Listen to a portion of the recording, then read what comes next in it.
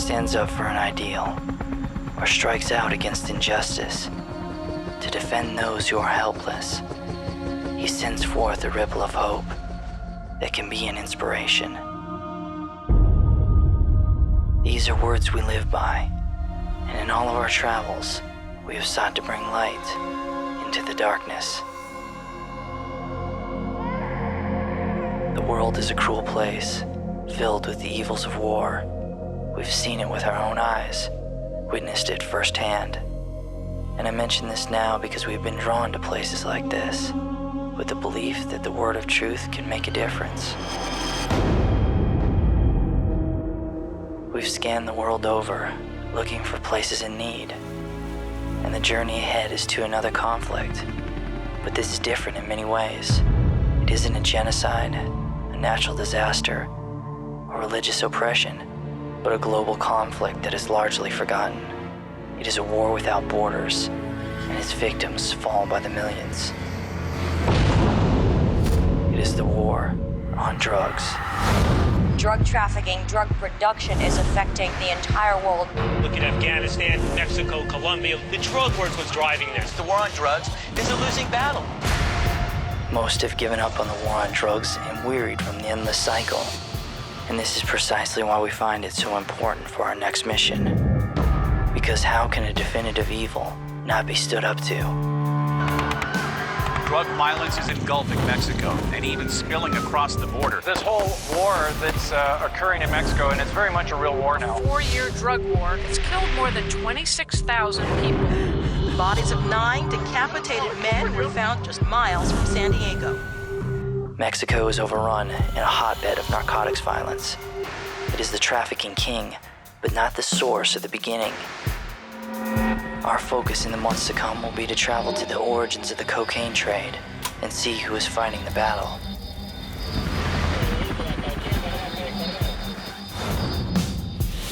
Stateside, we have planned for this journey as much as possible, and our first destination will be Peru, which is the second largest producer of coca in the world. We have a translator who will move with us and help us gain permission to work with the Peruvian anti-narcotics unit called the Denandro. The mission is still the same: bring the light into the darkness, preach the word of God to those who do not know, and expose evil where it exists.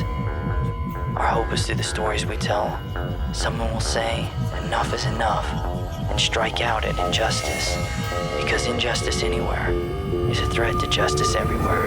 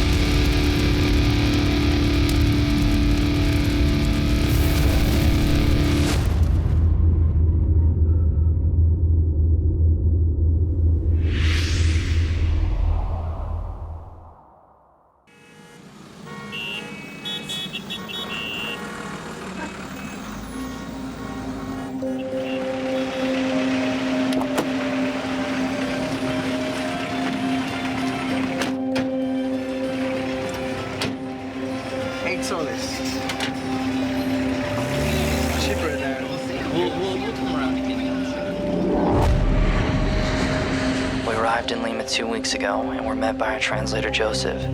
The three of us have been working with the Peruvian Ministry of Defense to gain permissions to move with their anti-narcotics units. But the slow roll of bureaucracy and paperwork is making us wonder if it'll ever come through. We've been in situations like this before and know that persistency is the key. Yeah, we're just waiting to get our final go-through on it. It's been like a 2-week process, and we initially tried down in Procopa, and we had really good results, but they've been kind of holding our position here in Lima, so we're going to just try to figure that out and finish that process. Joseph, it's been a long process for getting the permission from the police. What was your initial response with our contact. I think this one is gonna be great because I can see that people are responding, even though we kind of have some problems and we didn't want to go on with our paperwork, but now we're present and you guys are here now in Lima, so we'll see what happens. One thing everybody keeps telling us, be careful out there, it's dangerous. It's kind of difficult because you don't really know who to trust in, when you're working in this one. We've met a lot of good people, but, when you get out there and you're on your own in those places, you just have to make sure that you know what you're doing, especially in areas like Pucallpa and Tingo Maria and really the front lines of the whole trafficking trade. So there's certain cities and places that we've heard about where over 95% of the population is working somehow in either drug production or drug trafficking.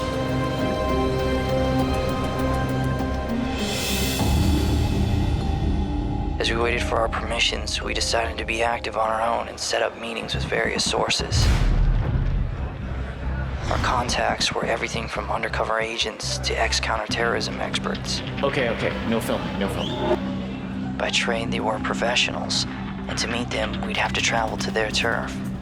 This would be our first look at the underworld of the drug trade.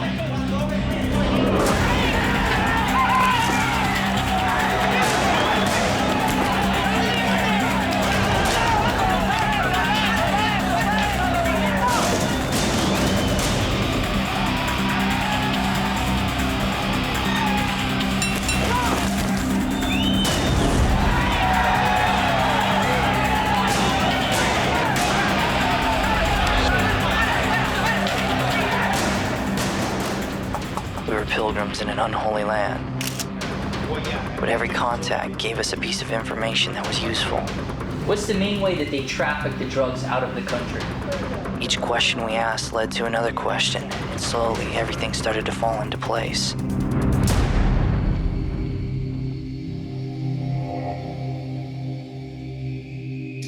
After a week of meet and greets and police paperwork, we finally received our permissions to work with an anti-narcotics unit. Tomorrow we'll be heading to the Amazonian town of Pucallpa to hook up with an outfit led by Colonel Mercado. Mercado is said to be a veteran of the drug war, and his teams have recently taken down some large seizures. To say the mission ahead is dangerous is an understatement. We're walking into a place where people will kill to keep the flow of drugs going.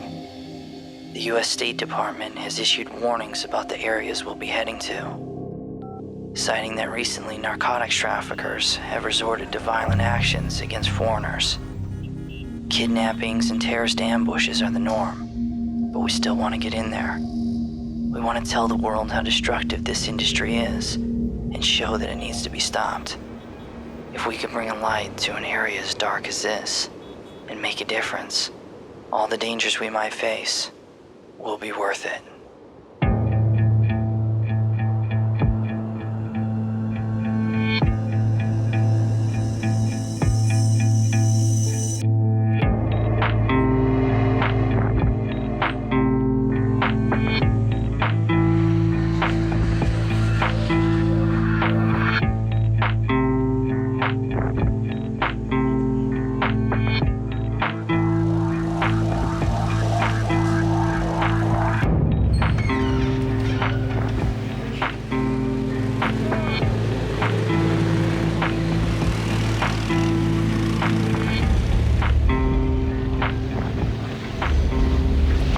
This is Pucallpa, and we just got in. You see the River Ucayali right behind me there, and that's a major tributary for the Amazon. So this is basically all the Amazon. It's very, very active region. You have the river, which is, ferrying a lot of drug supplies that we've been hearing going into the jungles and these labs. And so we're right in the midst of it. What happened, Joseph?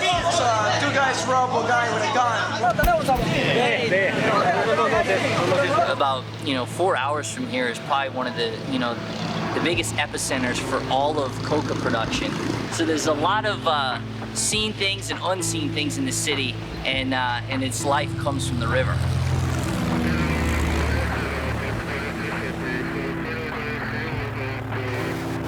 This is, the heart of the drug trade and where it goes, and we've come to work with the Denandro. The Denandro are basically like the Peruvian equivalent would be the DEA in the States. We're here to work with them. Their whole sole mission is to eradicate the cocaine labs and destroy the production, which means the supplies going into the labs and the actual destruction of the labs in the jungle. Very, very seedy, dark underworld that we're kind of treading into. We're on our way to the Denandro. We're just going into town to tell Comandante Mercado that we're here and that we're ready to go out on the missions with him. Huh? Yeah, they're right here. Stop.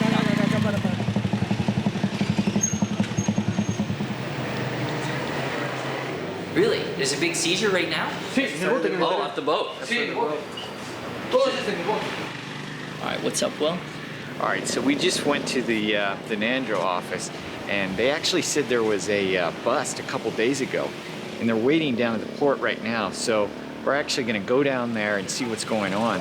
We heard that Colonel Mercado was down there, so we'll be able to talk to him.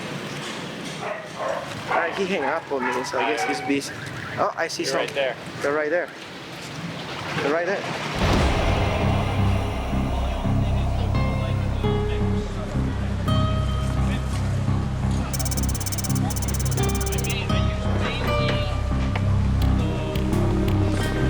First seizure. We came down just to meet with Comandante Mercado, and they were doing a seizure down at the port. They captured this tanker, or this boat, which had smuggling compartments for kerosene, and kerosene is one of the main elements that's involved in creating cocaine. Has it been busy recently? Ha estado muy ocupado recientemente. Sí.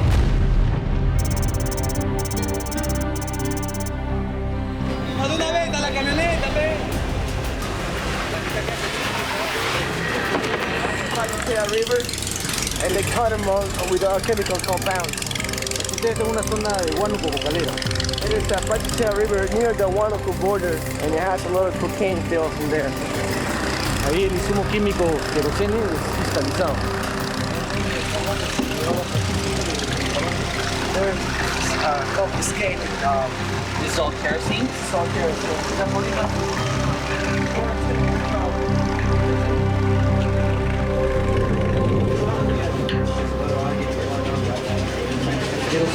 Probably all the kerosene out of it. Is that where they smuggle it at? Sí, una paleta. En unos lugares perdidos. They put it in the river like it was very hard to find it because all this kerosene was underneath the boat, all hidden. Oh, really? Yeah. Does this happen often? Do they get a lot of these? Sí, algunas oportunidades they can produce it. Is this usually a large amount? This bust here? Un monto bien grande que hay que ahorrar ahorita. Sí. That's good.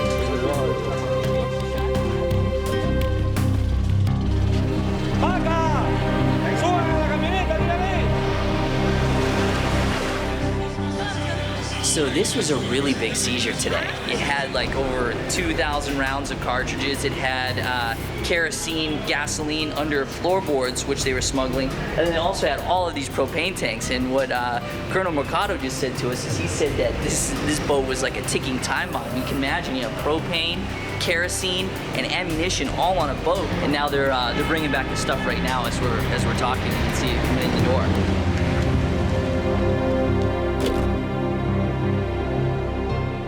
And are the coke labs mostly, are they around this area? Y los laboratorios de cocaína están alrededor de esta área. Claro, están por esta zona. For this area. Claro, todo Huánuco. All along here. Todo esta. And Tingo Maria is like over here, Sí, yeah? Tingo Maria, that's right. And does that place have the most? Like Tingo Maria tiene más actividad. Sí, más actividad. Es una zona ya declarada en zona de producción de hoja de coca. This is an area declared production of coca leaf. That's right. So they block right here at this border area. Yeah. Can he freely move into this area? Te puedes mover a esta área libremente, dice. No me puedo mover por todo el pueblo. Dice, he can move all over Peru. Good. Yeah.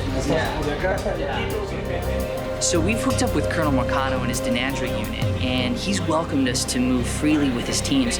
And what's going to happen over the weeks to come is that they're going to try and find out where these smuggled chemicals that they caught today, where they were headed to. Now, obviously, they're all meant for certain drug labs, so in the end, that's where it'll lead us. But now we just have to find out where their actual location is. You know, we really don't know where this is headed, but In the next few weeks, as we're working with the Denandro, hopefully we'll be able to find out the location of these drug labs.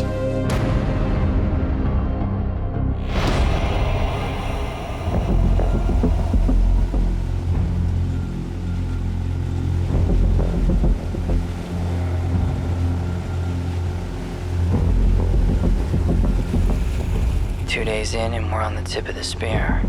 It's amazing how fast you can adapt to a situation and learn the ins and outs of an operation. Mercado and his teams are hunting hard to find out where these drugs are coming from. They're looking for intel that will lead them back to the production labs. One way they get this information is by doing river patrols.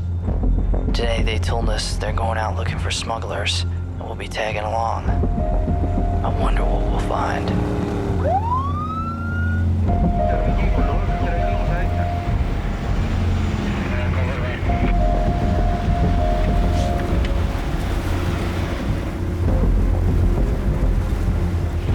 A lot of activity. I mean, from what we've seen on the Denandro is, I mean, there's always something going on. They're always plying the rivers, they're always checking boats, they're always making sure everything's good. And this is just a routine check, but they always are impounding boats, things like that. So it's a lot of activity that goes on in the river here. Come on. Sometimes some of the things that you might see, whether it's a tractor or whether it's lumber and stuff like that, is kind of used as payoffs for materials for cocaine or for actual shipment of cocaine. So there's a whole like kind of network that goes on, and they really have to check every lead. Kind of what they do is if there's a boat number that, you know, isn't quite right, or, you know, they check all that out, or if there's a container, or if they get a tip before that says, you know, look out for this type of container, or look out for this logs or whatever, they kind of you know what it is. But from everything we've been hearing, they've been getting a lot more information about what they have to go after.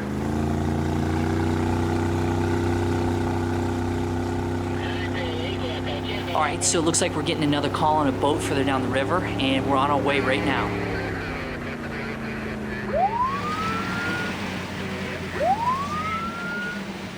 This is a freighter going north. Yeah, it's good. It's a pop-up probably.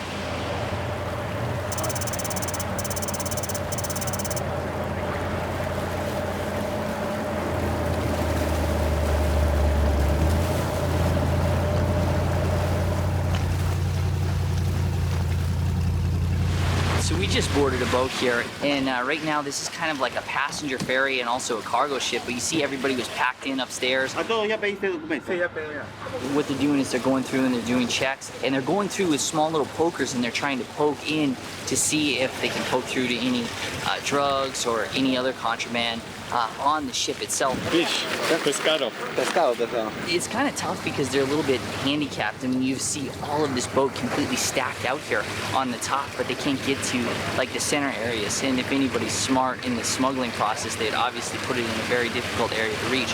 From what we heard, actually, there was a massive seizure in Lima just a couple of weeks ago. There's a huge container. It's like one of the biggest cocaine finds of all time. So there's a lot out here. It's a very suspicious one, I think. Right now they're going like bag by bag. Confiscating it, or is that his? No, really? No tiene licencia, arma ilegal. No está con las municiones.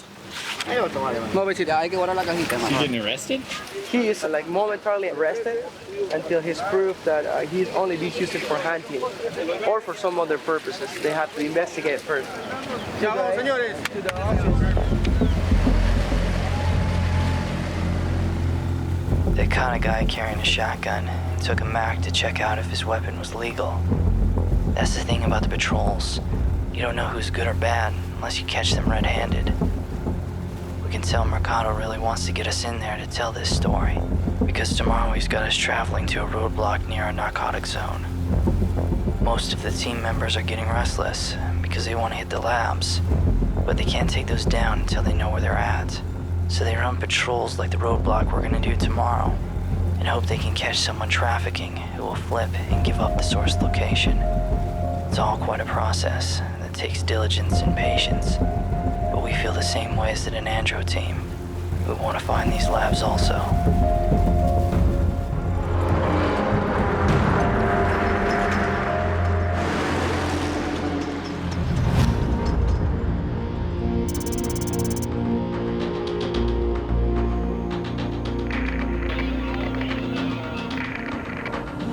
Alright, so this is on the outskirts of Pucallpa, and you can kind of tell things are tightening up a bit, and this is kind of a standard procedure of what they're doing. They're checking out all cars coming in and out of Pucallpa. Basically, this road that runs from here in Pucallpa all the way to Agua Tia and Tingo Maria is very, very hot for running drugs and cocaine. And Tingo Maria is like over here. Does that place have the most? Yeah, that's right. So they block right here at this border area. Yeah, they block me. Okay. Basically, like what they're looking for is the actual, like, the brute paste or the packaged cocaine. And do they usually catch stuff every time they set up? Yeah. They usually get something every time. What is it? What is it, butter? It's cheese. Cheese. Yeah. So these are cheese packets. It looks dodgy though. Queso.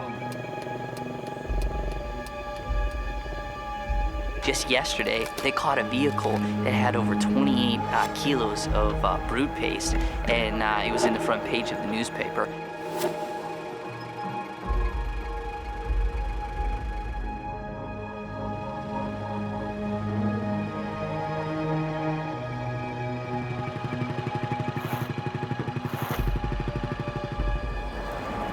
They bring the basic paste into like Pucallpa and then they kind of distribute it from there?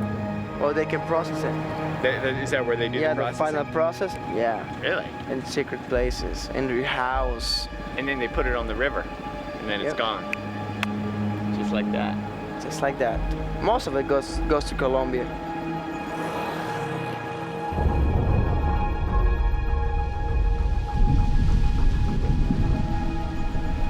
Gosh, this is a wicked storm that's about to come through here. It is.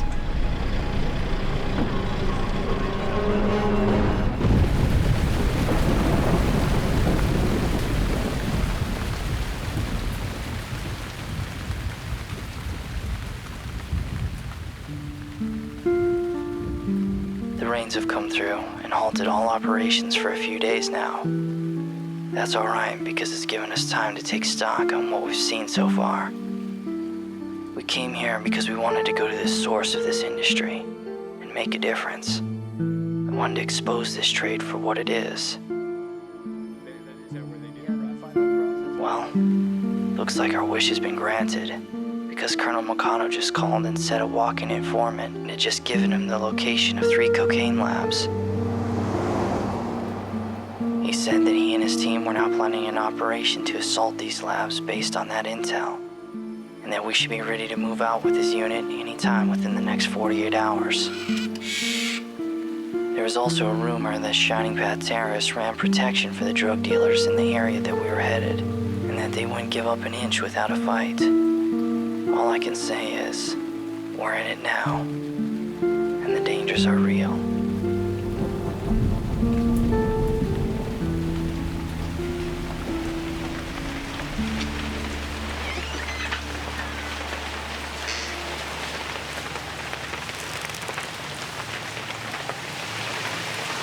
It's kind of hard to imagine what is coming up. I mean, we're sitting here and now we're just kind of like waiting in the rain almost, you know.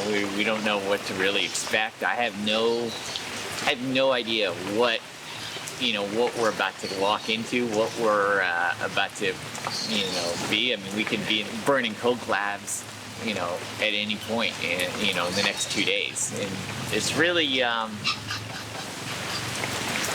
it's definitely, you know, you just wonder. You're expecting anything, really.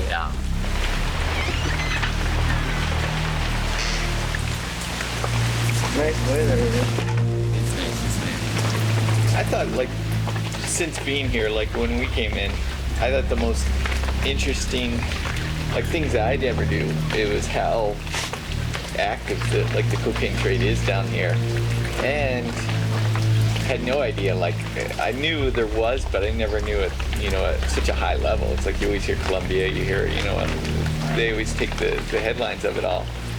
And then also like the whole like terrorism as well. They had no idea like stuff like that went on. So, what do you think the drug dealers are going to do when we get into their territory?